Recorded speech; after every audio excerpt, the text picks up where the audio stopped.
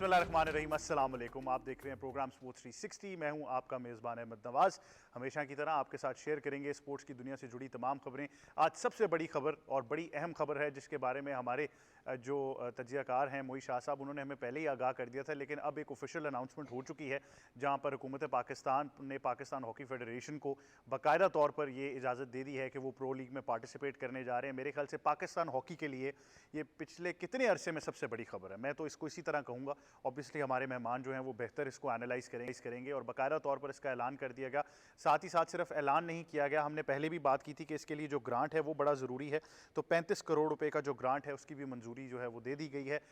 मेरे ख्याल से अब इसको पूरे तरीके से इस मौके का फ़ायदा उठाना चाहिए। और मैंने पहले भी कहा था, अगर आपको याद हो, मैं चाहूँगा कि हम जितने भी लोग हैं इस चीज़ को ज़रूर जहन में रखें कि अब आप टॉप टीम्स के साथ खेलने जा रहे हैं। और मैं फिर कहूँगा कि आपका प्राइमरी टास्क इस प्रो लीग को जीतना नहीं होना चाहिए, बल्कि ये होना चाहिए कि सीज़न एंड तक आप प्रो लीग में मौजूद रहें, आप रेलीगेट ना हों। आई थिंक इससे बहुत फ़र्क पड़ेगा कि आपकी जो हॉकी अब उस स्टैंडर्ड की होनी है वो एक ही सीज़न के अंदर नहीं हो जाएगी। तो आई डोंट एक्सपेक्ट कि हम सब ये उम्मीद लगा लें कि पाकिस्तान हॉकी टीम जाते ही अपने झंडे गाड़ देगी और जीत जाएगी। रेलीगेशन से आपने बचना है, आपने कोशिश करनी है कि अगले साल भी आप ऑटोमेटिक क्वालिफिकेशन जो है उसमें रहें, और ताकि आई थिंक ये ग्रांट भी जो है इसका तसलसल जारी रहे। तो इस बारे में ज़रूर हम डिटेल में गुफ्तगू करेंगे और आपको तमाम तर तफसीलात जो हैं उससे आगाह करेंगे। उसके बाद आपसे बात करनी है एशियन बॉडी बिल्डिंग चैंपियनशिप की। इसका 57वां एडिशन जो है वो होने जा रहा है और पाकिस्तान खिलाड़ियों की शानदार परफॉर्मेंस इसमें रही है। 5 गोल्ड मेडल जीत लिए गए हैं कौमी जो हमारे वेट लिफ्टर्स हैं, और इसके अलावा बॉडी बिल्डर्स की हम बात करें, हम जितनी भी मुख्तलिफ स्पोर्ट्स की बात करते रहे हैं पिछले कुछ अरसे में पाकिस्तान के लिए बहुत पॉजिटिव खबरें आ रही हैं। मुझे सबसे ज़्यादा खुशी ये है कि ये चीज़ें अब हाईलाइट होना शुरू हो गई हैं और आई थिंक इससे बहुत फ़र्क पड़ता है। और अब बात फिर हम वहीं ले जाते हैं कि अरशद नदीम के बाद लोगों ने रियलाइज़ किया कि यार पाकिस्तान में और कितनी स्पोर्ट्स में टैलेंट मौजूद है। लेकिन एक बार फिर इन सबको बहुत मुबारकबाद हो। उसके बाद आपसे ट्राई नेशन सीरीज़ की बात करेंगे जहां पर 2 रोज़ बाकी हैं, खिलाड़ी जो है उनकी प्रैक्टिस जारी है। Pakistan cricket team Dubai sports city के अंदर प्रैक्टिस मैच भी उन्होंने खेला इंट्रा स्क्वाड मैच जिसको आप कहते हैं, वो भी खेला गया और बड़ी ज़बरदस्त उसमें परफॉर्मेंसेज भी हमें नज़र आई। लेकिन अच्छा लगा कि स्क्वाड जो है वो जेल हो रहा है। मैंने कल भी एक स्टेटमेंट दी थी, मैं आज फिर दे देता हूँ। अवैस उस पर काफ़ी हंस रहे थे कि डोंट बी सरप्राइज्ड, लेकिन ये मैं ऑन रिकॉर्ड कह रहा हूँ कि पाकिस्तान टीम, मैं भी सीरीज़ की बात नहीं कर रहा, एशिया कप की बात करने लगा हूँ कि आप बड़े सरप्राइज होंगे एशिया कप में पाकिस्तान टीम की परफॉर्मेंस देख के। और मुझे लगता है बहुत सारे लोग जो हैं वो इसको तनकीद का निशाना ज़रूर बनाएंगे, या शायद मैं भी जो है वो अब थोड़ा पॉपुलर उस तरीके से ना हूँ, लेकिन मैं आपको बता रहा हूँ कि आप इस टीम को देखिएगा एशिया कप में, आप बहुत सरप्राइज होंगे जो परफॉर्मेंसेज आपको वहाँ पे नजर आएंगी। इस बारे में हम एलैबोरेट किसी और दिन करेंगे। उसके बाद आपसे एक बड़ी खबर शेयर करनी है जहाँ पर Asian mix martial arts program बराए रेफरीज और कोचेज़, ये एक बहुत ही अहम प्रोग्राम था और इसके अंदर Pakistan mix martial arts federation यानी PMMAF के जनरल सेक्रेटरी जो हैं उसामा महबूब अवान साहब, इन्होंने बहरीन में पाकिस्तान की नुमाइंदगी की है और बाकायदा सर्टिफिकेशन हासिल की है। और ये बड़ा ज़रूरी है। हम जितनी भी स्पोर्ट्स की बात करते हैं, अब MMA एक बड़ी पॉपुलर स्पोर्ट हो चुकी है, लेकिन PMMAF की बात करें तो ऑन ग्राउंड कॉम्पिटिशन्स तो हो रहे हैं, लेकिन इसके साथ साथ जितने ओहदेदार हैं, जितने रेफरीज और कोचेज़ हैं, उनको टेक्निकल स्किल्स के साथ भी आपने अपग्रेड करना है और उनको ये कोर्सेज जो हैं आई थिंक बड़े मैटर करेंगे जब आप फाउंडेशंस रखेंगे बाकायदा तौर पर इस प्रोग्राम की। तो आई थिंक ये एक बहुत बड़ा स्टेप है एंड आई एम श्योर कि उन्हीं चीज़ों को फिर आप यहाँ के भी इंप्लीमेंट करते हैं। इन्फॉर्मेशन शेयरिंग होती है, नॉलेज शेयरिंग होती है। तो पाकिस्तान की बाकायदा तौर पर बहरीन में नुमाइंदगी हुई है और उसामा महबूब अवान ने ये पहली सर्टिफिकेशन पाकिस्तान के लिए हासिल की। और मैं यही उम्मीद करता हूँ कि इस तरह इंटरनेशनल, मैं बार बार कह रहा हूँ कि प्लेयर्स तो रहेंगे, टैलेंट भी आएगा, लेकिन आपको आई थिंक हर स्पोर्ट के अंदर, चाहे वो रेफरीज हैं, कोचेज़ हैं, ये जो नॉलेज है, हमने पाकिस्तान में इवन क्रिकेट की भी बात कर लें, मुख्तलिफ अंपायर्स को हम देखते आए हैं, अब आई थिंक यहाँ पर भी हमें इस बारे में आगाह करना चाहिए लोगों को कि ये बड़ा ज़रूरी है कि टेक्निकल स्किल सेट के साथ भी अपने आप को अपग्रेड करें। तो एक बार बहुत मुबारकबाद उसामा साहब को और पाकिस्तान MMA फेडरेशन को। बाकायदा तौर पर अब डिटेल्स में चीज़ों को डिस्कस करेंगे। मेहमानों से आपका तारुफ कराते हैं। सबसे पहले स्टूडियोज़ में हमें ज्वाइन कर रही हैं हमारी स्पोर्ट्स एक्सपर्ट, पाकिस्तान की साबिक क्रिकेट कप्तान, international cricket commentator, broadcaster, presenter Sana Mir साहिबा। अस्सलाम वालेकुम, कैसी हैं आप? Thank you very much for joining us. साथ ही साथ हमें ज्वाइन कर रहे हैं हमारे स्पोर्ट्स एक्सपर्ट और साथ ही एंकर सैयद मोहम्मद अवैस। अस्सलाम वालेकुम। वालेकुम, कैसे हैं आप? अल्लाह का शुक्र, आप सुनाएं? I am very good, thank you very much for joining अस। और साथ ही साथ हमें ज्वाइन कर रहे हैं सीनियर स्पोर्ट्स जर्नलिस्ट और हमारे तज्जियाकार जनाब मोई शाह साहब। अस्सलाम वालेकुम। अस्सलाम वालेकुम जी, कैसे हैं मोई शाह साहब? अल्लाह का एहसान है। Thank you very much sir, आप हमें ज्वाइन करें। सर मैं आपसे ही आगाज़ करूँगा। आपने खबर तो हमें बहुत पहले दे दी थी, कंफर्म भी तकरीबन हो गया था, लेकिन अब बाकायदा तौर पर ऐलान हुआ और साथ जो ग्रांट आप कह रहे थे बड़ा ज़रूरी है, उसको भी बाकायदा कंफर्म कर दिया गया। अच्छा जी, बड़ी अच्छी और बड़ी पॉजिटिव खबर है फॉर पाकिस्तान हॉकी और पाकिस्तान हॉकी फ्यूचर। थोड़ा सा ग्रांट का ज़रा मैं क्लियर कर दूं कि आपने कहा 25 करोड़ रुपया देंगे गवर्नमेंट ऑफ पाकिस्तान, 10 करोड़ उन्होंने कहा कि फेडरेशन को कहा कि आप अपने तहीं करें, अपने स्पॉन्सरशिप से लें, जो आपके मल्टीनेशनल्स हैं, जो आपके पास पैसे पड़े हुए हैं उनसे कर करा के आपको। लेकिन एक सबसे अच्छी बात है कि चलें, गो हेड दे दिया गवर्नमेंट ने, ग्रीन सिग्नल दे दिया, और अब पाकिस्तान की जो एक्टिविटीज़ हैं प्रो लीग की वो दिसंबर में शुरू हो जाएंगी जी। और पाकिस्तान जाएगा अर्जेंटीना, पाकिस्तान खेलेगा हॉलैंड से, पाकिस्तान खेलेगा अर्जेंटीना से, वहीं अर्जेंटीना में। पहले ये 4 मैचेस हैं और इन total they have to play 16 matches. ये प्रो लीग के पूरा साल चलते रहेंगे।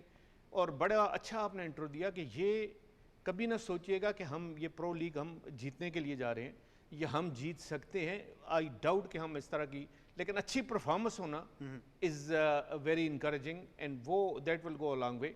कि आप अच्छी परफॉर्मेंस देते हैं, 2-3 मैच जीतते हैं और स्टे करते हैं प्रो लीग के अंदर ही, और नेक्स्ट टाइम आपको क्वालिफायर नहीं खेलना पड़ता, वो बड़ी इंपॉर्टेंट चीज़ है। और होपफुली पाकिस्तान की ऐसी टीम है कि अगर इसको अच्छी तरह ट्रेन किया जाए, 1-2 मैचेस गुजार के, या पहला शायद मुश्किल हो पाकिस्तान का जो अर्जेंटीना में पाकिस्तान ने खेलना है, उसके बाद पाकिस्तान एक अच्छी टीम सामने उभर के सामने आए और अच्छे मैचेस खेले, और होपफुली कि पाकिस्तान स्टे करेगा। देखें 2-3 चीज़ें बड़ी, एक और मैं साथ शेयर करूं कि ये जो 25 या 35 करोड़ रुपया जो टोटल इनको मिलेगा ना, इसमें प्लेयर की डेली भी है, इसमें प्लेयर का थोड़ा बहुत अपना ज़ाती इंटरेस्ट और फाइनेंशियल कवरेज भी है उनके लिए। तो ये बड़ी अच्छी बात है। जो अभी तक जो स्ट्रगल कर रहे हैं प्लेयर के, उनको वो वाली डेलीज नहीं मिली जो इनको मिलनी चाहिए थी पिछले 2-3 इवेंट्स की, वो कम से कम पूरे साल की इनको एक बैक ऑफ द माइंड इनके होगा कि फाइनेंशियली वी आर कवर्ड और हमें जो हमारा हक है वो हमें मिल रहा है। ये बड़ा इंपॉर्टेंट होता है जी। देखें, जब तक आप प्लेयर को प्रोटेक्शन नहीं देंगे, प्लेयर को आप फाइनेंशियल कवर नहीं देंगे, तो बड़ा मसला हो जाता है। तो ये सारी चीज़ें देखते हुए गवर्नमेंट ने बहुत अच्छा स्टेप लिया, बहुत अच्छा कदम है, क्योंकि हमारी हॉकी नेशनल गेम है जी, और हमें अगर सपोर्ट करना है, हमें लेके चलना है हॉकी को, तो हमें इस तरह के डिसीजन पॉजिटिव लेने पड़ेंगे। और बहुत अच्छी बात है। और इससे एक और इंटरेस्ट भी होगा कि जी देखें, अब आप प्रो लीग में खेलेंगे ना, तो हॉकी थोड़ा रिवाइव होगी, जो यंगस्टर हॉकी की तरफ आएंगे, जो टैलेंट है वो दोबारा हॉकी की तरफ आएगा। अब टैलेंट आएगा तो आपकी मुस्तकबिल, जो आपका फ्यूचर है हॉकी का, वो सेफ होगा। और आगे आने वाला, आपने ओलंपिक खेलना है, आपने वर्ल्ड कप खेलना है, ये सारी आपको जो है ना उसमें बहुत बड़ी सपोर्ट मिलेगी। बिल्कुल। और आई थिंक इसमें सबसे इंपॉर्टेंट बात यही है कि जो अब और बार बार ये कहा गया था, ना सिर्फ मोहित शाह साहब ने कहा, बाकी भी लोग जितने थे जिनसे हमारी बात हुई, इवन मेरी साबिक हॉकी प्लेयर्स या ओलंपियन से भी जब बात होती थी, वो यही इंडिकेटर रखते थे प्रो लीग का। तो सना मीर, आई थिंक सबसे पहली बात तो यही है जो मोहित शाह साहब ने भी कहा कि फाइनेंशियल स्टेबिलिटी अब इन प्लेयर्स को मिलेगी। लेकिन मेरा उससे भी ज़्यादा इंटरेस्ट इस चीज़ में भी है कि जो अब शेयरिंग ऑफ नॉलेज होगा, जब आप डिफरेंट टीम से उनके होम ग्राउंड्स पर जाकर खेलेंगे और ऑब्वियसली आप रेसिप्रोकेट भी करेंगे इसको, वो बड़ा वाज़ेह एक फ़र्क डाल सकता है हॉकी में। बिल्कुल, मैं हमेशा ये कहती हूँ, एथलीट जो होता है वो ग्राउंड पे ही एथलीट बनता है। जब वो मैचेस खेलेंगे, सबसे बड़ी बात है इंटरनेशनल मैचेस आपके ऑलरेडी तय हैं, आपको पता है कि 3 महीने में हमने ये करना है, 2 महीने में हमने ये करना है। तो अपनी तैयारी, जो एक प्लेयर की इंडिविजुअल तैयारी होती है, उसके लिए बहुत बड़ी मोटिवेशन आ जाती है। जब आपको यही नहीं पता होता, पता नहीं अगला टूर्नामेंट है कब, तो कहीं ना कहीं आपका डिसिप्लिन ऑफ भी हो सकता है, बिकॉज वो मोटिवेशनल फैक्टर भी आपका सामने नहीं होता। कि गोल आपके सामने हो तो ज़रा ईजियर हो जाता है। एम्बिग्विटी नहीं होनी चाहिए एक एथलीट के लिए कि उसने अगला टूर्नामेंट खेलना कब है, कितने अरसे में खेलना है। तो आई थिंक एक तो ये ज़रूर मिलेगा एथलीट को, क्लैरिटी मिलेगी, एक सपोर्ट सिस्टम मिलेगा। और उसके बाद ये होता है ऑब्वियसली, जब आप अच्छी टीम से खेलते हैं, क्योंकि प्रो लीग में सारी दुनिया की बेस्ट टीम्स हैं, जब आप अच्छी टीम से खेलते हैं तो आपको अपना स्टैंडर्ड समझ आता है। आपको वर्ल्ड कप या क्वालिफायर्स का वेट नहीं करना पड़ता टू गॉज के आप इंटरनेशनल लेवल पर कहाँ खड़े हैं। आपको हर 2-3 महीने बाद वो रियलिटी चेक मिलना शुरू हो जाता है कि अच्छा, अभी मुझे इतनी इंप्रूवमेंट की ज़रूरत है, या मुझे इतनी, तो वहाँ से भी गोल सेटिंग, आपकी अपनी तैयारी, वो सब चीज़ें आपके लिए बहुत बेहतर हो जाती हैं। तो आई होप कि इसके अंदर पाकिस्तान भरपूर शिरकत करे, और जो प्लेयर्स हैं वो, ये बेयर मिनिमम था कि उनके फाइनेंसेस को आप ठीक करते और इनके इंटरनेशनल फिक्सचर्स को आप वो करते। तो आई थिंक बहुत मुबारकबाद कि गवर्नमेंट ने और बाकी जिन लोगों ने कोशिश की इस सब को मटीरियलाइज़ करने में, आई थिंक ये बहुत बड़ी बात है। और हमारी हॉकी के लिए सबसे ज़रूरी है, हमारी नेशनल स्पोर्ट को ये सपोर्ट की ज़रूरत है। जी सैयद मोहम्मद अवैस साहब, आई थिंक अब हॉकी के बारे में हम ये कहना शुरू कर दें कि we should start looking forward कि we are returning to our glory days. क्योंकि जैसा कि मैंने कहा कि ये पार्टिसिपेट करना और अपने आप को एक सीज़न इस लीग में बरकरार रखना, ये सबसे बड़ी कामयाबी हो सकती है पाकिस्तान हॉकी यार वो मैं एक तो वो बात कोट करूं, जब मुझे याद है जैवलिन थ्रो के अंदर अरशद नदीम ने जब वो कारनामा सर अंजाम दिया था, तो अगले दिन सुबह आप जाके स्कूल्स की बात करें, छोटे ग्राउंड्स में बात करें, तो वो जब छोटा इम्पैक्ट आप बच्चों में देखते हो तो आपको नज़र आता है कि यार इम्पैक्ट स्पोर्ट्स ने बनाया है।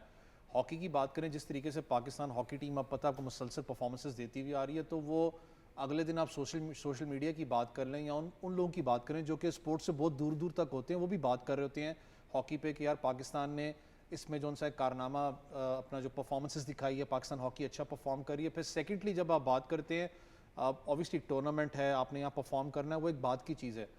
मेरे लिए सबसे बड़ा ये है, जब जाके आपने अर्जेंटीना में खेलना, आपने जाके हॉलैंड में खेलना, ये वो कंट्रीज़ हैं जहाँ पर पाकिस्तान की स्पोर्ट्स एक्टिविटीज़ की बात करूँ बहुत कम होती हैं। कोई टीम्स आपको 2 साल में एक दफ़ा कोई भी टीम चली जाती है खेलने के लिए, कोई कॉम्पिटिशन खेलने के लिए। रेगुलर बेस पे पाकिस्तान में नेशनल टीम की बात करूँ नहीं जाती इन जगहों पे खेलने। मुझे याद है एक स्पोर्ट्स पे हम जहाँ पर मौजूद थे, हमें एम्बेसडर थी, उन्होंने भी कहा कि कम्युनिटी बिजी होती है, अपने अपने कामों में मसरूफ़ होते हैं, लेकिन जब पाकिस्तान की टीम यहाँ पर आती है, कोई भी टीम आती है, तो हम टीम वो जो कम्युनिटीज़ को इकट्ठा देखते हैं, पाकिस्तान को हम देखते हैं कि पाकिस्तानी कम्युनिटी आपको नज़र आती है, तो वो जो एक होता है ना कल्चर डिफरेंस, उसको भी ख़त्म करती है कि पूरी टीम आपको आवाम नज़र आती है सपोर्ट करते हुए ग्राउंड्स के ऊपर। फिर जिस तरीके से मैंने लास्ट टाइम भी कहा था कि अगर पाकिस्तान हॉकी की अगर पूरी जर्नी की बात करें तो सीनियर टीम है, जो जूनियर लड़कों की बात करूँ, जो फैसिलिटीज़ हमने यहाँ पर दी हुई थी, कुछ ऐसा स्ट्रॉन्ग फैसिलिटीज़ नहीं थी, ज़्यादा इंप्रेसिव उनका जो रहन सहन था वो नहीं था यहाँ पर, लेकिन फिर भी उस चीज़ को माइंडसेट से निकाल कर हाईएस्ट लेवल के ऊपर जाके कम्पीट करना, जिस तरीके से वो लड़के खेल रहे थे, पेस उनके पास थी, चाहे ड्रिबल की बात करें, हम उसने डिस्कस भी कर रहे थे, दैट शोज़ कि यार अगर सपोर्ट इनको दी जाए तो ये कहाँ तक जा सकते हैं।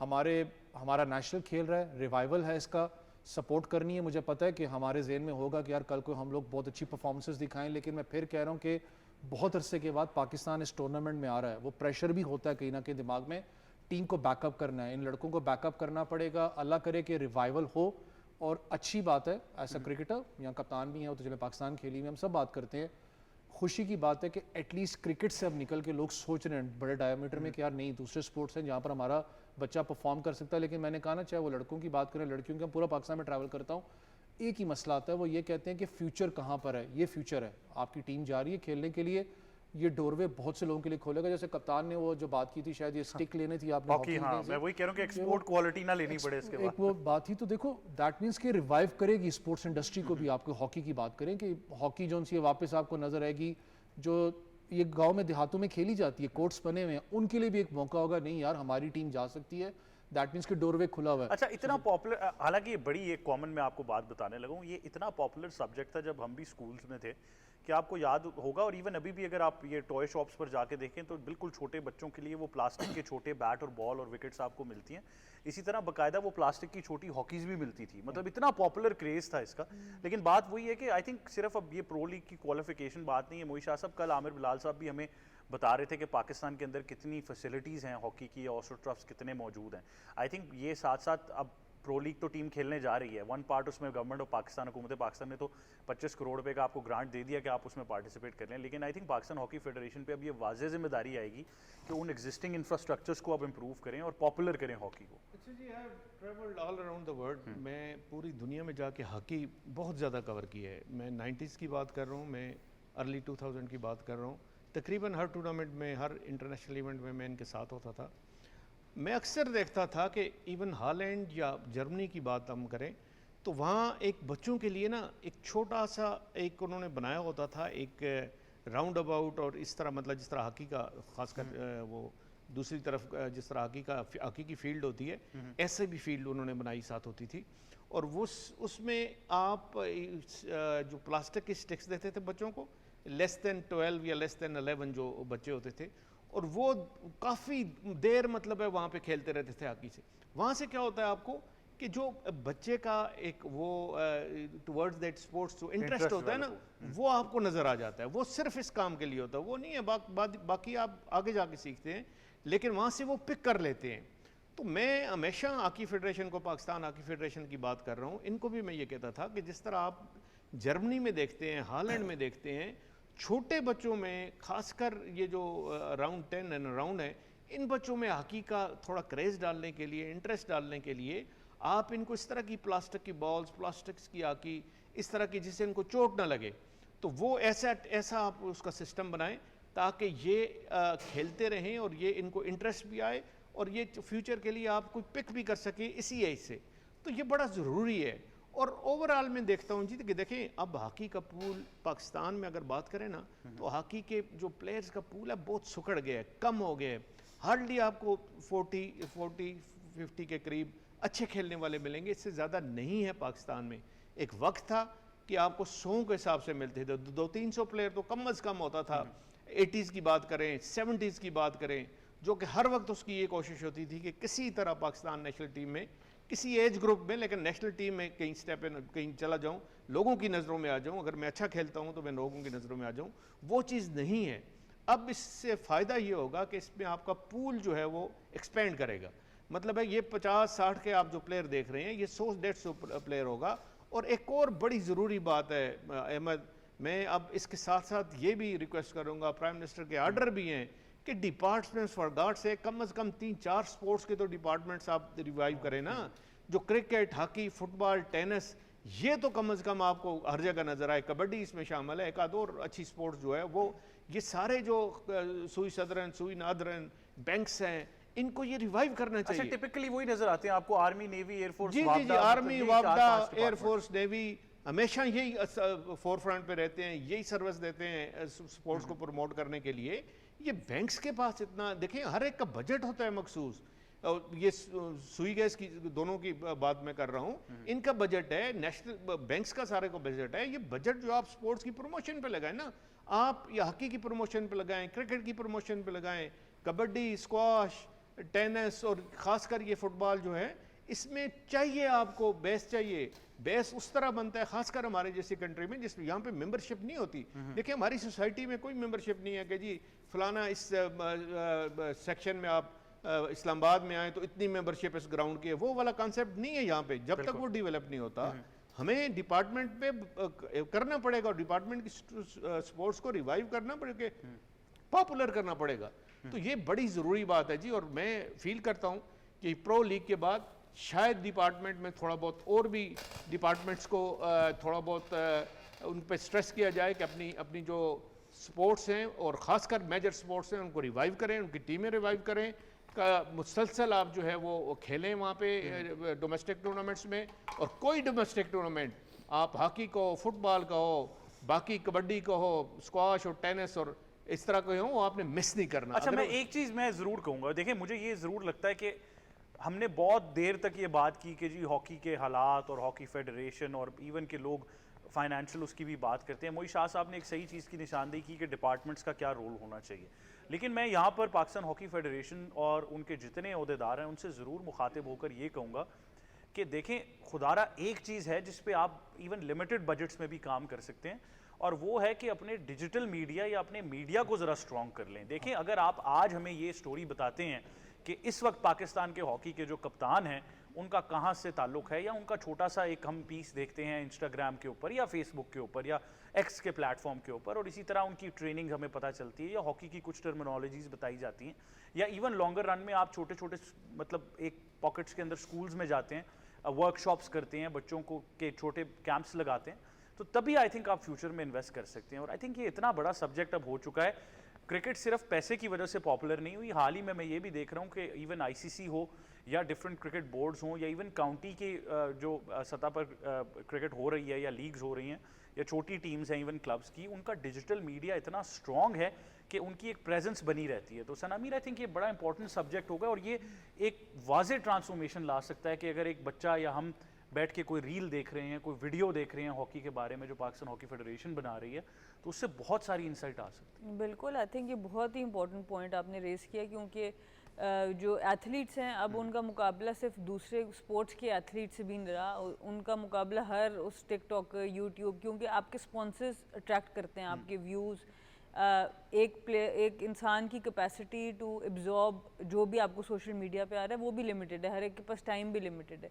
तो अगर सोशल मीडिया की इस वक्त प्रेजेंस नहीं है किसी भी बॉडी की, चाहे वो स्पोर्टिंग बॉडी हो, चाहे वो कोई और फील्ड से ताल्लुक हो, तो उसका एक बहुत बड़ा डिसएडवांटेज अनफॉर्चुनेटली नज़र आ रहा है अब जो मॉडर्न डे जा रहा है। तो आपके पास ये छोटे स्निपेट्स होने चाहिए जहाँ से द यंगर पॉपुलेशन, ख़ास तौर पे जैसे आपने सोशल मीडिया के डिफरेंट प्लेटफॉर्म्स का नाम लिया, कि वहाँ पर इंगेज कर सके थ्रू वीडियोस, थ्रू छोटे छोटे जो क्लिप्स हैं रील्स के थ्रू। तो आई थिंक ये बहुत इंपॉर्टेंट है, क्योंकि जब तक हम उनको कूल नहीं बनाएंगे, जब तक हम उनको सुपरस्टार्स की तरह दिखाएंगे नहीं, तो एक बच्चे के लिए सोचना अगर बहुत अच्छी बात है कि हमने जो जैवलिन का फाइनल था, शुक्र है कि वो हमने अपनी आंखों के सामने लाइव देखा, तो ऑब्वियसली बच्चों का दिल किया कि हम भी अरशद नदीम बने और आगे आएँ। तो ये बड़ा ज़रूरी है कि हमारी प्रेजेंस हो और रिलेट कर सकें, जो नॉर्मल पब्लिक है, जो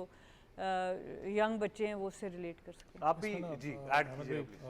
जो आपने बैंक्स की बात की, डिपार्टमेंट्स की बात की, मैं ऑनरेबल प्राइम मिनिस्टर साहब की जब मीटिंग थी, हम लोग गए थे मिलने के लिए, तब भी ये बात डिपार्टमेंट्स की हुई, तो उन्होंने इस चीज़ पे बहुत ज़्यादा इंसिस्ट किया था कि डिपार्टमेंट्स की जो स्पोर्टिंग का पता है आपको, उन्होंने बहुत अच्छा एक रोल प्ले किया कि उसको वापस बहाल किया जाए। जब डिपार्टमेंट्स की बात आती है, ये 4-5 डिपार्टमेंट्स तो आपको हर स्पोर्ट्स के अंदर नज़र आते हैं। तो जैसे आपने बात की, आपको आज भी वो देखें तो अभी भी कोई टूर्नामेंट हो रहा है, वो डिपार्टमेंट्स अपने आपको एक्टिव रखते हैं। बैंकिंग सेक्टर्स की बात कर लें या बिजनेस टाइकून्स की बात कर रहा हूँ, इतना फंड उनके पास मौजूद है कि वो उनके लिए, मैं कहता हूँ कि क्वेश्चन से सिर्फ छोटी सी बकेट निकाल के उन्हें स्पोर्ट्स एक्टिविटीज़ पे लगानी है। मसला कहाँ पर आता है? मसला ये आता है कि जो उस डिपार्टमेंट के अंदर जो बंदा उसको हेड कर रहा है, वो इंटरेस्टेड स्पोर्ट्स में है या नहीं है। ये एक तल्ख हकीकत है। आज भी कहीं ना कहीं स्पोर्ट्स को सेकेंडरी सब्जेक्ट इसलिए रखा हुआ है कि स्पोर्ट्स के अंदर अच्छा जी इसको बना दो जी हेड। लेकिन वैसे उस स्पोर्ट्स से रिलेटेड जितने लोग हैं, खासतौर पर मैं हॉकी के लिए कहूँगा, और मैं बहुत माजरत के साथ ये कहना चाहता हूँ कि हॉकी के जवाल में कुछ ओलंपियंस का भी उतना ही कसूर है जितना बाकी चीज़ों का था। तो वो अगर आपस की रिफ्ट्स ना हो या सिर्फ ओहदे का लालच ना हो, तो तब भी चीज़ें बहुत बेहतर हो। यार हॉकी में नहीं है, हर स्पोर्ट्स के अंदर है। अनफॉर्चुनेट पाकिस्तान में हमारे है यहाँ पर, विद ड्यू रिस्पेक्ट, लेजेंड्स हैं पुराने, मैं इज्जत करते हैं, सब लोग हैं, लेकिन मुझे समझ में नहीं आती कि अगर एक यंग लड़का, यंग दिमाग उधर आके काम कर रहा है, जिसका थोड़ा सा एम्बिशन थोड़ा सा वाइडर होगा, क्योंकि वो इस जनरेशन का, सोशल मीडिया की जो आपने बात की, डिफरेंट उसके पास आइडियाज़ हैं, उसको बुरा कहेंगे, नहीं नहीं नहीं इसको नहीं होना चाहिए जी, हम तो पाकिस्तान खेले हुए जी, हम इस सीट पे होना चाहिए। यार ठीक है, विद ड्यू रिस्पेक्ट, आप लोग सीनियर्स हैं, आप लोगों का एरा कुछ और था, ये एरा कुछ और है। एक एथलीट के लिए, चाहे ऑर्गेनाइजेशन के लिए, उसने अगर सर्वाइव करना है, जब तक लिटरली सोशल मीडिया पे आप एक्टिव नहीं हो, आप सर्वाइव नहीं कर सकते। ऐसी बहुत सी यहाँ पर ऑर्गेनाइजेशंस होती हैं जो कि पूरे साल में एक टूर्नामेंट खेलती होंगी, लेकिन उन्होंने इतना अपने आप को एक्टिव रखा हुआ है कि एक फेस्टिवल उनको सोशल मीडिया पर नजर आता है, बंदा कहता है भाई हर जगह तो आपको ये नजर आ मैं और रहा है। आप भी बड़े इंटरेस्टेड होंगे कि कोच क्या कहता है, क्या स्ट्रैटेजी रखना चाह रहे हैं, क्या हमें देखने को मिलेगा, या एक आध टिप कोई दे दें बच्चों को कि जी बिगिनर के लिए आपने क्या शुरू करना है। ये चीज़ें बड़ी मैटर देखो, सबसे ज़्यादा जब आप एक नेशनल टीम के साथ होते हो, सोशल मीडिया के लिए सबसे ज़्यादा जो एक पॉपुलैरिटी जो कैच करती है ना, आईयू की बात करूँ, मुझे जब मैं एक टीम के साथ था, अभी भी एक टीम के साथ हूँ, तो मैं उनसे एक बात की थी कि एक लड़के की हम स्टोरी पूरी जो सी है वो फिल्माइज करते हैं। किस सेंस में कि कहाँ से वो आया, उसकी लाइफ क्या थी, कैसे वो अपना गुजारा करता था, अपनी ज़िंदगी को कैसे उसने, फिर इस चीज़ ने उसके चैप्टर को कैसे बदला, खाली उसकी ज़िंदगी को नहीं, उस पूरे एरिया को कैसे बदला, क्योंकि वो एक बंदा लिटरली कह रहा हूँ पूरे अपने इलाके को तब्दील कर देता है। बिल्कुल ऐसे ही। आई थिंक वो बड़ी एक, अब आप स्टोरी, आप सिर्फ टैगलाइन सोचिए कि young little boy from Kashmir going to West Ham, मतलब ये यार ये चीजें हैं जो आई थिंक बड़ी इंटरेस्टिंग हैं। गोइंग टू एस्टन विला, ये चीजें नहीं, सफर तो वहीं से शुरू करेंगे ना, ड्रामेटाइज तो वहीं करना है। वेस्ट जो है कश्मीर की वादियों में खेलते खेलते, और कहाँ वेस्ट हैम यूनाइटेड आज खेलते कश्मीर की वादियों वो इतना ज़्यादा जो है ना उसको, आई थिंक ये बड़ा मैटर करता है। इवन डॉक्यू ड्रामा हो, it really matters a lot. लेकिन थोड़ी सी मैं चाहूँगा कि और भी चीज़ें जो हैं वो हम ऐड कर लें। हॉकी के ऊपर ये ज़रूर है कि हम बात करते रहेंगे, आपको तमाम तरह अपडेट्स भी देते रहेंगे। एक बड़ी इंटरेस्टिंग चीज़ ज़रूर है इस सारे सिनारियो के अंदर, जब मैं इवन प्लेयर्स के पर्सपेक्टिव भी देखता हूँ, हाल ही में काफ़ी ज़्यादा प्लेयर्स जो हैं बड़े वोकल भी हुए हैं, और उन्होंने भी एक ही बात की जो मोई शाह साहब ने हाईलाइट की कि उनकी जो डेली अलाउंसेस हैं और जो उनकी फाइनेंशियल स्टेबिलिटी है वो बहुत ज़रूरी है। हाल ही में हमने पाकिस्तान क्रिकेट बोर्ड को भी देखा कि 10 लाख रुपए फ़ी प्लेयर उन्होंने अनाउंस किए। इसी तरह I think conditions Aahista Aahista जो है वो बेहतर होती जाएंगी। प्रो लीग में ये खेलने जा रहे हैं, स्पॉन्सर्स जितने भी हैं पाकिस्तान में, कॉर्पोरेट इदारे बहुत बड़े बड़े हैं, कुछ ऑलरेडी स्पोर्ट्स पे काम कर रहे हैं, एनुअली वो स्पोर्ट्स के ऊपर स्पेंड करते हैं, उनका एक बाकायदा तौर पर CSR बजट भी होता है। हम फिर यही उम्मीद करेंगे कि जितने बड़े कॉर्पोरेट इदारे हैं वो हॉकी को बिल्कुल वैसे ही सपोर्ट करें जैसे किसी भी इदारे को सपोर्ट करना चाहिए। उसकी वजह यह है कि आप जितने भी कॉर्पोरेट इदारे पाकिस्तान में बिजनेस कर रहे हैं तो इसका कौमी खेल भी आपकी जिम्मेदारी बनता है। मैं हमेशा कहता हूँ कि पब्लिक प्राइवेट पार्टनरशिप का मॉडल है दुनिया में, अब it can not be the government only जो सारी चीज़ों को चला सकती है। तो आई थिंक इस बारे में एक बड़ा वाज़ेह एक पॉलिसी बनानी होगी और वो पाकिस्तान हॉकी फेडरेशन को करना है, वो किसी और को नहीं करना। तो इस बारे में ज़रूर हम मजीद भी गुफ्तगू करते रहेंगे। मोहित शाह साहब, आपसे ये ज़रूर पूछूंगा, बॉडी बिल्डिंग चैंपियनशिप में पाकिस्तान मेडल्स लेकर आ रहा है, तो ये भी एक चीज़ एग्जिस्ट करती है पाकिस्तान में और बहुत अरसे से बड़ी अच्छी कामयाबियाँ यहाँ पर भी आई। देखिए, बॉडी बिल्डिंग की बात करूं तो ज़रूर डिफरेंट फैक्शंस हैं, इसमें कोई शक नहीं है। One is PSB is supporting one section of body building federation और POA या कोई ओलंपिक काउंसिल ऑफ एशिया वो दूसरे को सपोर्ट कर रहे हैं। लेकिन देखें, जहाँ भी है, जिस तरह भी है, जो पाकिस्तान का नाम लेके चलते हैं और वहाँ से कोई अचीव करके लाते हैं, उनको ज़रूर हमें प्रेज़ करना चाहिए, उनको बैक करना चाहिए, इनकरेज करना चाहिए। अगर कहीं भी किसी इवेंट में भी उन्होंने परफॉर्म किया है तो ज़रूर उनका मतलब है कि उनमें कोई गट्स थे या उनका कोई टैलेंट था जो सामने आया है और पूरा एशिया के आगे वो लेके आए हैं। तो बड़ी अच्छी बात है, पाकिस्तान ने मेडल लिए और पाकिस्तान ने मेडल लेके अपने अपने प्लेयर्स अपने अपने बॉडी बिल्डर्स ने अपना नाम भी रोशन किया, अपने मुल्क का नाम भी अच्छा, रोशन बड़ा किया। सवाल ये बन जाता है, जिस तरह आपने कहा कि फैक्शंस एग्जिस्ट करती हैं कि इनको यूनिसॉन में सेम पेज पे किसने लेकर आना है। अब ये भी बड़ा ज़रूरी है कि ये वाज़ेह पॉलिसी हो ये जाए। देखें ना, एक पाकिस्तान में जो सबसे बड़ा प्रॉब्लम है ना, वो ये है कि हर एक कोई समझता नहीं है कि हमारा दायरा इख्तियार क्या है। मतलब है, अगर यहाँ कोई गवर्नमेंट का डिपार्टमेंट है, उसने कहाँ किस हद तक जा सकना है। मैं स्पोर्ट्स बोर्ड की बात कर रहा हूँ, पाकिस्तान ओलंपिक एसोसिएशन है तो पाकिस्तान ओलंपिक एसोसिएशन ने किस हद तक जाना है। फिर इंटरनेशनल बॉडीज़ हैं, उनके साथ एफिलिएशन किसकी है, ये देखना बड़ा ज़रूरी है। कि मैं एक मिसाल देता हूँ, फ़र्ज़ करें एथलेटिक फेडरेशन ऑफ पाकिस्तान है, अगर मैं एक इधर बैठ के एथलेटिक फेडरेशन ऑफ पाकिस्तान बना देता हूँ जिसको इंटरनेशनल एथलेटिक्स से कोई एफिलिएशन है नहीं, वहाँ मानता ही कोई नहीं है, तो मैं फिर अपने पे भी जुल्म करता हूँ और उन प्लेयर्स पे भी जुल्म करूँगा जो मुझे फॉलो कर रहे हैं या मेरे ग्रुप में हैं। तो ये नहीं होना चाहिए। सबसे इम्पॉर्टेंट चीज़ होती है कि आप इंटरनेशनल बॉडी के साथ एफिलिएटेड हैं या नहीं हैं।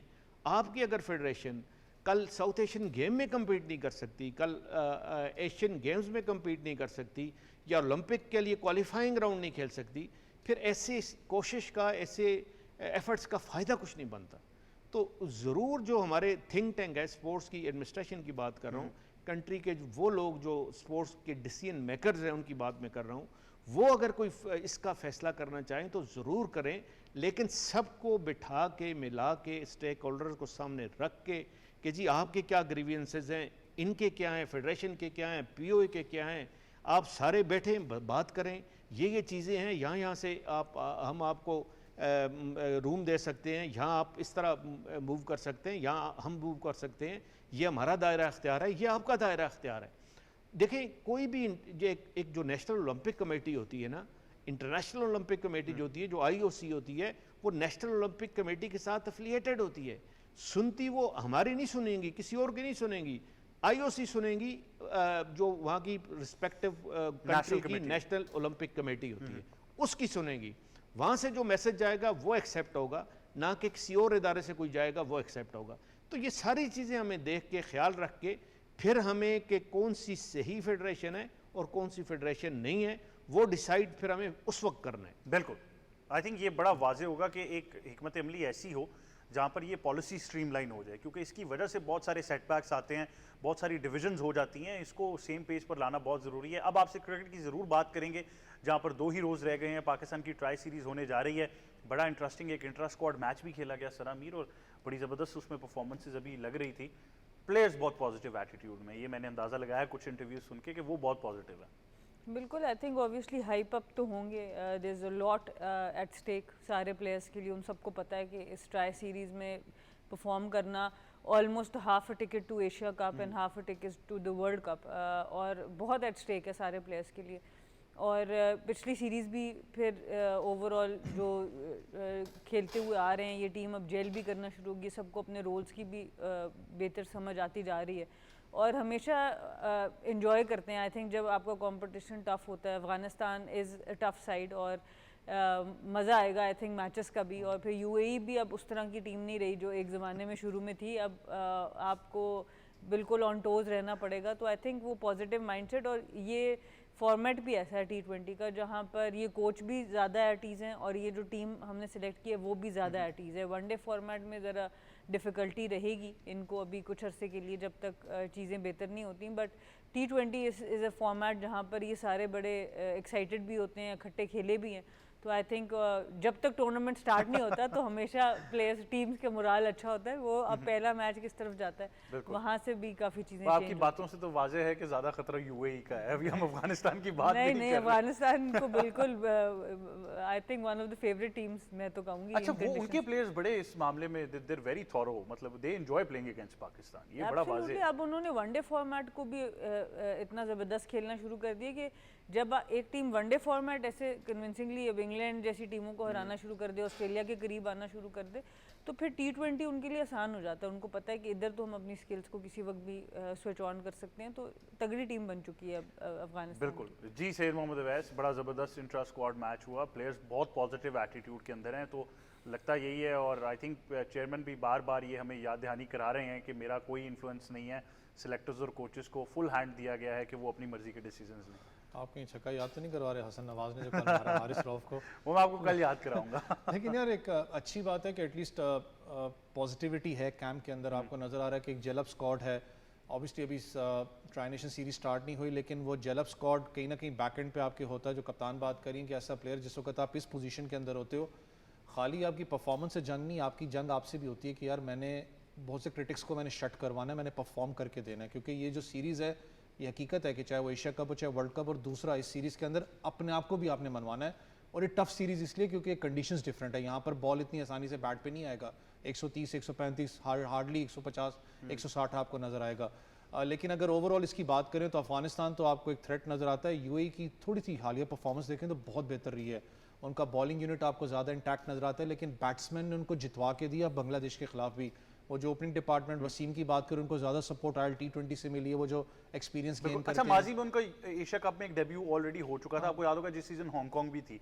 फिर उसके बाद से लेके अब तक क्या ऐसे मसाइल है, या अब आपको क्या लगता है कौन से एरियाज में, क्योंकि आपने वो टैक्टिकली भी उनको एनालाइज किया है, कि वो कहाँ उनको इम्प्रूवमेंट की ज़रूरत है? देखो, अगर यूएई टीम की बात करें तो जितना इस वक्त वो एक इन्वेस्टमेंट लेके आ रहे हैं अपनी टीम के अंदर, क्योंकि उनके लड़कों को एक अच्छी अपॉर्चुनिटी मिली थी IL-T20, जहां से वो ज़्यादा उनके लड़के ग्रूम हुए। वसीम की आप बात कर लें, या आप बात करें आसिफ की जो मिडल ऑर्डर के अंदर आके खेलते हैं, ज़्यादातर उनके लड़के मिक्स एंड मैच हैं। पाकिस्तान, इंडिया, श्रीलंका की बात करें, लेकिन आज भी मैं कहता हूँ फिगर आउट उनको पेस बैटरी का करना पड़ेगा। उनके पास थोड़ा सा पीछे मैं चला जाऊँ, उनके पास पेस बैटरी काफ़ी तगड़ी नज़र आती थी। कासिम था, मोइज़ उनके पास होता था। वो लड़के थोड़ा सा जब से साइडलाइन पाकिस्तान से यूएई टीम से हैं तो उनकी पेस बैटरी अच्छी ज़रूर है, लेकिन मैं पेस की बात कर रहा हूँ वहाँ से थोड़ा सा मुझे डिफर करते हुए नजर आते हैं। लैक ऑफ एक्सपीरियंस की बात करें, बड़ी टीम देखें, मुझे पता है बांग्लादेश को उन्हें शिकस्त दी, लेकिन बांग्लादेश भी वो बांग्लादेश टीम नहीं थी। वो भी थोड़ी सी नए फेस के वहाँ पर मौजूद थे लड़के, जो कि बॉलर्स को ज़्यादा मार पड़ी थी हुई कंडीशंस में। लेकिन एट अपनी दिन के अंदर, और खास करके जब आप बात करते हैं शारजा विकेट पे, यूएई आपको स्ट्रॉन्ग ओपोनेंट इसलिए हो सकता है क्योंकि उनकी जो बैटिंग है वो आपको तगड़ा ब्रेक। लेकिन आई थिंक मेजर टास्क है उसको पॉपुलर कैसे करना है, क्योंकि आज भी गल्फ स्टेट्स के अंदर फुटबॉल बहुत पॉपुलर है। क्रिकेट को पॉपुलर करना इतना आसान नहीं है फॉर द नेक्स्ट जनरेशन। देखो, इट इज उन्होंने किया है किस सेंस में। 2013 में मैं आखिरी मैच खेला हूँ, मैं 2013 की बात बता रहा हूँ, उनकी वुमेंस टीम की बात बता रहा हूँ, जब वो बन रही थी हमारे सामने। उस वक्त 4वीं उनकी कप्तान होती थी। तब उन्होंने जितने भी स्कूल सिस्टम था वहाँ पर गर्ल्स एजुकेशन के साथ गर्ल्स स्कॉलरशिप फॉर क्रिकेट रखी थी। क्रिकेट की बात करें, मुझे पता उस वक्त ज़्यादा पॉपुलर नहीं थी, बस एक शारजा स्टेडियम था, उसके ऊपर ही ज़्यादा मेहनत होती थी। जब वो बुखातिर उनके जब हेड बने, जब दुबई स्पोर्ट सिटी बना, ICC हेडक्वार्टर्स वहाँ पर है, इन्वेस्टमेंट तब वो ज़्यादा लेके आए। मैं खुद हैरान होता हूँ ना, जब आप ICC अकेडमी चले जाएं तो वहाँ पर डिफरेंट सॉइल्स की डिफरेंट विकेट्स हैं। जब मजाक करते हैं सॉइल वाली, उसको इतना इंटैक्ट रखा हुआ है वहाँ पर।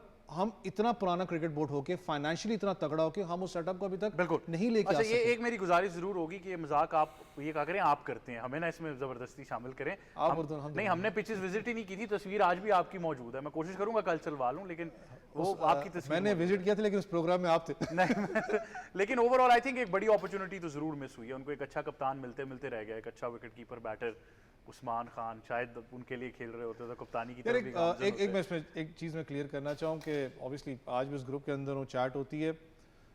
ये बहुत इजी होता है हमारे लिए भी कहना कि लड़का जो सा है वो परफॉर्म करा था यूएई के लिए, उसका टिकट लगा हुआ था। मैं फिर वो बात कर रहा हूँ कि डोमेस्टिक का और लीग क्रिकेट का प्लेयर कुछ हो रहा है, बहुत वाज़ेह international फर्क कुछ हो है, रहा है। बहुत वाज़ेह फर्क इट्स है। Not easy. हाँ, और आई वहाँ पर थिंक जो लड़का खेलता है बिल्कुल। नॉन टेस्ट नेशंस के लिए वो पाकिस्तान, इंडिया, श्रीलंका, बांग्लादेश से ड्रॉप हुआ। लेकिन I think also local leagues की परफॉर्मेंसेस को ग्लोरीफाई करना छोड़ दें, हमें ये कह के कि देखें जी वहाँ उन्होंने क्या कर दिया। I think it should be kept apart as well. But मोई शाह साहब 2 ही दिन रह गए हैं, आई थिंक 2 दिन बाद फिर से सारा फोकस वापस क्रिकेट पे जाने वाला है, और ये ट्राई सीरीज़ बड़ी ज़रूरी साबित होगी, क्योंकि मुश्किल इम्तिहान सिर्फ प्लेयर्स के लिए नहीं है, कोच के लिए भी है, क्योंकि पहली सीरीज़ ऑलरेडी T20 की हार चुके हैं। देखें, अगर आप इसको एनालाइज करें कि सीरीज़ किस तरफ जाएगी, कैसे मैचेस होंगे, तो एक चीज़ बड़ी इंपॉर्टेंट है कि यूएई की टीम कंपेटिटिव ज़रूर होगी। जीतना मुझे नहीं लगता कि इतना आसानी से अफगानिस्तान भी जीतने देगा या पाकिस्तान भी जीतने देगा। अपसेट ज़रूर होते हैं, कभी कभी हो जाता है, लेकिन वो वाला मटेरियल अभी यूएई की टीम का नहीं है कि वो पाकिस्तान को हरा सके या अफगानिस्तान को हरा सके। कंपेटिटिव ज़रूर नज़र आएगी, जो पहले कंपेटिटिव नज़र आपको नहीं आई, करीब जा सकती है, अच्छा compete कर सकती है। वो असल इस ट्राई सीरीज में जो कंपटीशन होगा वो पाकिस्तान और अफगानिस्तान का होगा, और बड़ी हद तक मैं समझता हूँ कि अफगानिस्तान का जो स्पिन अटैक है उसकी परफॉर्मेंस पे डिपेंड करता है कि पाकिस्तान किस हद तक अफगानिस्तान को डोमिनेट करेगा या किस हद तक अफगानिस्तान को अंडर प्रेशर रखेगा। देखें, वही राशिद खान हो गए, गजनफर हो गए, इस तरह के जो बॉलर हैं उनके एक्सेप्शनल हैं, कोई शक नहीं। और ख़ासकर शारजा जो सारा दिन रात वहाँ खेलते हैं, वहाँ उनका एक होम ग्राउंड समझें बिल्कुल। और वो मतलब कंडीशन से जितना वो बेहतर यूटिलाइज हुए हैं और जितना बेहतर जानते हैं, हम खासकर पाकिस्तान की टीम नहीं जानती, और पाकिस्तान को तो अब चांस भी नहीं मिला हो, तो दुबई स्पोर्ट्स सिटी में जाके ट्रेनिंग कर रही है। तो ये डिसएडवांटेज पाकिस्तान का जरूर है। अच्छा नहीं, लेकिन उसका एक एडवांटेज का तासुर उन्होंने दिया कि हम एशिया कप की तैयारी कर रहे हैं, तो उन्होंने एशिया ट्राई कप सीरीज की देखिए, बात ही नहीं एशिया की। कप तो आप उस वक्त तैयारी करें ना जब इमीडिएटली एशिया कप हो और ट्राई सीरीज बाद में हो। पहले तो आपको इंप्रेशन डालना है और अपनी पोजीशन को और बिल्कुल। अपनी टीम की एक स्ट्रेंथ को शो करना है अपने ट्राई सीरीज। लेकिन इमीडिएट तैयारी तो आपने यूएस की वर्ल्ड कप की भी की थी, इंग्लैंड जाके। वो 60 सीरीज वही होना चाहिए था। लेकिन बड़ी हद तक देखें, ये सारा कंपटीशन जो होगा ये अफगानिस्तान के स्पिनर्स वर्सेस पाकिस्तानी बैट्समैन, बिल्कुल बिल्कुल, वो कंपटीशन है, और जिसने दूसरे को डोमिनेट किया वो ये ट्राई सीरीज। बिल्कुल, and I think more than a game of nerves भी बन जाएगा जब आप अफगानिस्तान स्पिनर्स को फेस कर रहे होते हैं। लेकिन मैच जो है वो बड़ा कंपेटिटिव होने वाला है। एक आखिरी खबर ज़रूर है, वो मैं जल्दी से आपके कमेंट ज़रूर लूँगा कि पाकिस्तान मिक्स मार्शल आर्ट्स की जब आप बात करते हैं तो फेडरेशन की तरफ से अब ऑफिशियल्स जो हैं वो इंटरनेशनल कोर्सेज की तरफ जा रहे हैं। तो आई थिंक हमें ये भी हाईलाइट ज़रूर करना चाहिए कि किसी भी स्पोर्ट के अंदर, खासतौर पर MMA is a very technical sport, तो उसमें आपको ये इंटरनेशनल कोर्सेज बड़े वाज़ेह फ़र्क डालेंगे। It's not just the talent जिसने आगे बढ़ना। बिल्कुल, और साथ ये भी है कि ऑब्वियसली ट्रेनिंग का ये भी ताल्लुक बहुत ज़्यादा है, क्योंकि it's a physical sport. Injuries से आपको डील करना पड़ता है। प्लेयर्स का जो ऑब्वियसली प्लेइंग स्पैन है वो भी उस इंजरी की वजह से बहुत ड्रास्टिकली इफेक्ट हो सकता है। तो आई थिंक ये बड़ा ज़रूरी है कि आपको रिकवरी की फॉर्म में भी चीज़ें पता हों कि हम क्या कर सकते हैं, प्लेयर्स की प्रोटेक्शन के लिए क्या कुछ किया जा सकता है। और आई थिंक ये क्योंकि रिलेटिवली नया स्पोर्ट है, ठीक है, हमारी जो अपनी पहलवानी और इस जो कबड्डी और इस टाइप की जो डिफरेंट फॉर्म्स ऑफ रेसलिंग थी, वो पाकिस्तान का बहुत एक रिच हिस्ट्री है। बट MMA ज़ाती तौर पे अभी इट्स स्टिल क्वाइट न्यू। तो जितनी इसमें आपको एजुकेशन आप कर सकें, अपने लिए एजुकेट अपने आप को कर सकें सारे ऑफिशियल्स, आई थिंक वो उतना ही बेहतर होगा उनके अपने लिए भी और प्लेयर्स के लिए भी। बिल्कुल, और ये Asian mix martial arts program है जिसकी हम बात कर रहे हैं, तो आई थिंक ये बड़ा वाज़ेह फ़र्क डालेगा for the next generation of जो भी ओहदेदार या कोचेज़ या रेफरीज आएंगे, उनके लिए बड़ा कारआमद ज़रूर साबित होगा Pakistan mix martial arts federation की जब आप बात करते हैं। आप तीनों मेहमानों का बहुत शुक्रिया कि आप हमें ज्वाइन करे थे। Thank you very much. मोई शाह साहब, अवैस आपका, सनामी साहबा, thank you very much for joining us. यही था आज का प्रोग्राम स्पोर्ट्स 360। मुझे और टीम को दीजिए इजाज़त। अल्लाह हाफिज़।